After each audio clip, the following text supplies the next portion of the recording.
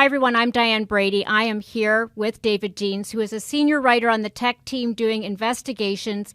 Just did a terrific piece, of course, on Sam Bankman-Fried. David, welcome. Hi, Diane. Thanks for having And me. tell us a bit more about what you found.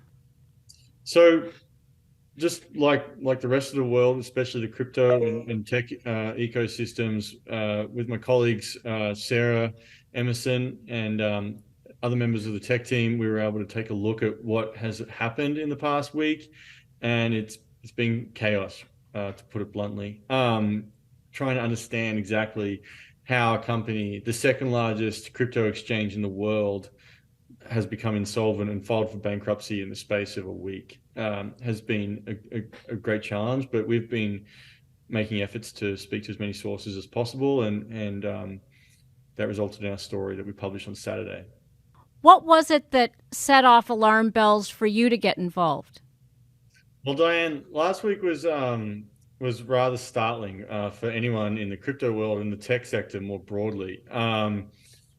Like many others, myself and my colleagues were looking at what was happening with FTX and Sam Bankman-Fried last week, and it just felt like one headline after another that was coming out to show that this company was effectively imploding. And we started to make a lot of calls to people who were at Alameda Research, which was the hedge fund trading arm of FTX. Mm-hmm.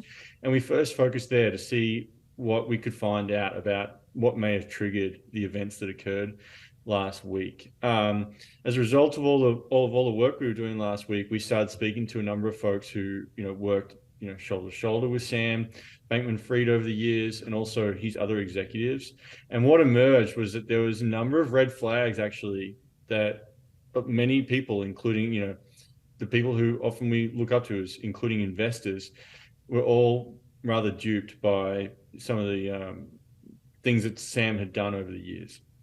Well, when you think about the investors, their names like Sequoia, SoftBank, Ontario Teacher Pension Plan. I mean, these are not companies that tend to just throw money around lightly. Was there a particular reason? Did they ignore the red flags, or were they not evident until after they were involved?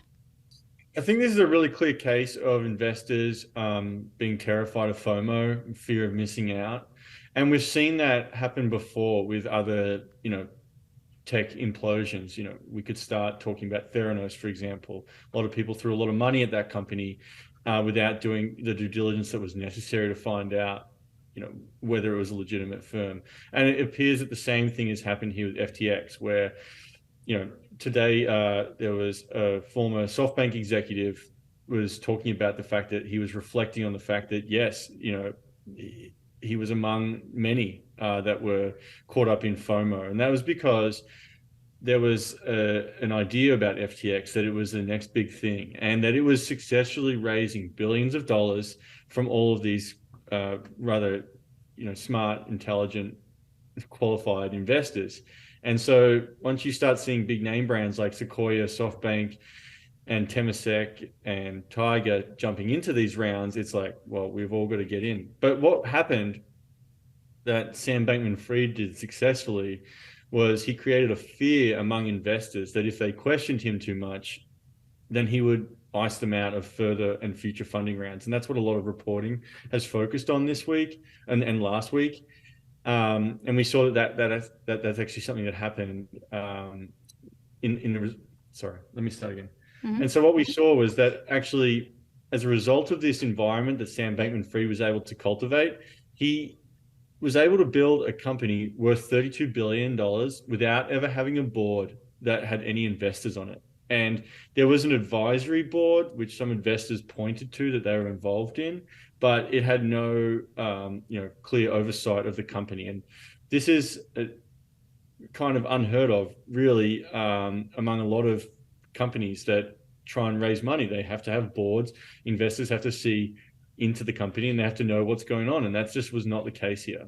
And there was one investor who told us, in our story that we reported on Saturday, was that they looked at the financial sheets, they looked at the balance sheet, they looked at the financials, and they all appeared to be great. I mean, the company was generating revenue, so like, why would you ask more questions? And As did Bernie Madoff's company, not to make false, accusations here. But, one thing I think that is intriguing, I know the title of your piece is "The Devil in Nerd's Clothing." And so let's start with the fact of, in terms of being from central casting, Sam Bankman-Fried did sort of fit the type to be a billionaire. For you, were there particular interviews he did that you thought, okay, this doesn't smell right? Yeah, there was one interview that he gave that we focused on in our story, which we just thought was incredibly illustrative. And it was a conversation he had with Bloomberg's Matt Levine, where he was trying to describe yield farming, and it was a rather sort of chaotic, convoluted way of describing it. But then he provided a metaphor of how his company Alameda Research had effectively, it was a metaphorical black box that just kept providing crypto yields, and it just kept making money. But there was nothing in the box. All that mattered was that it was kept making money. And when Matt Levine pointed out that maybe, does this mean that you're in the Ponzi business? There was another interaction before Sam Bankman-Fried actually said, I think that's a reasonable, understanding. And he did not disagree. And so maybe we're like putting a lot of attention on a singular interaction, but it is a telling response. I think it is. It does raise the question when you're in the realm of crypto, which we know, doesn't have the central bank. It's decentralized. It, obviously started as anonymity being a selling point. Was it just a caveat emptor realm where, you come in and that this can eviscerate quickly, or were there particular things that Sam did that really sort of went beyond what you'd expect anyone in the crypto space to be doing? I mean, let's talk about his lobbying in Washington, for example, because that's something you lay out in the story as well. Another thing that provided this sort of genius image of Sam Bankman-Fried, and the reason why a lot of investors went on to trust him, and why customers went on to trust him, and his employees especially, believed in what he was saying, was because he did things that seemed to also go against the grain. Like, he was a huge proponent of lobbying Washington, and as part of the millions of dollars that he spent on the 2022 midterms, which Forbes previously reported was around $39 million, which is a lot of money for an individual. This led to him making calls for transparency in the crypto sector, and more regulation of the crypto sector, which was a different message that was being sent by the majority of the sector. And that seemed to sort of go against the grain there. The other thing that also happened was that he would make huge donations to charities, and he also, put a lot of money into sponsoring sports teams and marketing in that realm. And a lot of this had to do with his involvement with the Center for Effective Altruism, which was a group of luminaries and philosophers who want to, do good in the world and donate most of their wealth to the rest of the world. And, a lot of the things that he did was to try and make as much money as he could so that he could donate more money. And that was sort of like the thinking that underpinned apparently a lot of his investments and charitable giving. But, as we've seen in the last week, like at Miami Heat Stadium, they've started tearing down FTX logos from its arena. So there's just been we're seeing a lot of people take the FTX sign off the shop front, and we're only going to see more of that happen. How the mighty fall. Let me ask you, because you cover a lot of these characters, some of whom are well-meaning and go down with the ship, some of whom are perhaps, more cunning. Where does Sam Bankman-Fried fall in that category for you? When you look at him as just a genotype that you cover, are there any things that stand out to you that either would have said, aha, I want to take a closer look at this guy, or you think might exonerate him as someone who was well-meaning but perhaps way too risky? I'd say that right now, Sam Bankman-Fried fits the mold of a person who everyone wants to believe in. And that image that is projected is something that a lot of people want to buy into because they feel like they when they give money to something like this are being part of something that is going to become something great. And I've seen this before with people who I've previously written about who have been accused of fraud or who have been, done some funky economics at their companies that have led to disaster.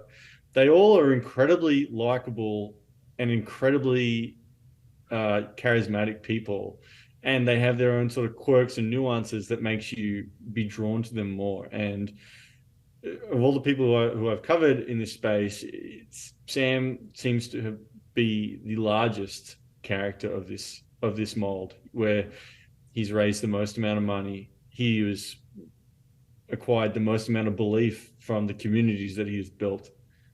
And right now, it appears that it's anyone's guess to see where this goes next.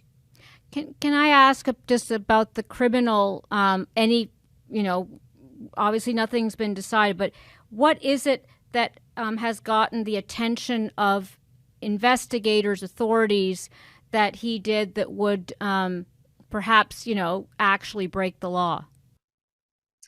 So right now, the big question mark over whether he broke the law is whether customer deposits were used from FTX and funneled or directed to the hedge fund arm at Alameda, and whether those customer deposits were then, put into speculative bets or other investments, which is something that, typical banks and exchanges are regulated against doing. It's a huge no-no. So that's what is currently being looked at. The only sort of issue right now is there's a little bit of opacity right now around how and what authority the US agencies have to look into this, because FTX itself was domiciled in the Bahamas, and then Alameda is also overseas as well. FTX does have a US arm, so there's an in there, but it's again a huge question mark over how this will play out. You use the word cult in the story, David, and we know that certain people are prone to joining cults and also being very good ambassadors for bringing others into the cult. Was that the case here? Because I know we're all picking on Sam Bankman-Fried for obvious reasons, but he's part of an ecosystem. What we do know, and what sources have told us, and my colleagues and I, is that there was a small circle of friends around Sam that seemed to be incredibly close. And, if there was a window into what was occurring, that these people would likely know. That included his CEO at Alameda, Carolyn Allison, and his other colleague, Nishad Singh. There's other people, executives as well, who left, but there was definitely a small circle of people who were around Sam. So what is next on the radar that you would be looking for at this point? Is this a story that warrants more digging for you, David? Yep. With my colleagues, Sarah Emerson and Rich Nieva, we're going to continue looking at what's occurring right now, and what the fallout is going to be. We're continuing to look at other people who are involved at FTX and the affiliated companies and who knew what when. And I think that it's going to be very interesting to see how this story plays out. It's a very global story. They had offices across the world, and there's a lot more work for us to do. So stay tuned. Stay tuned. Thanks very much, David.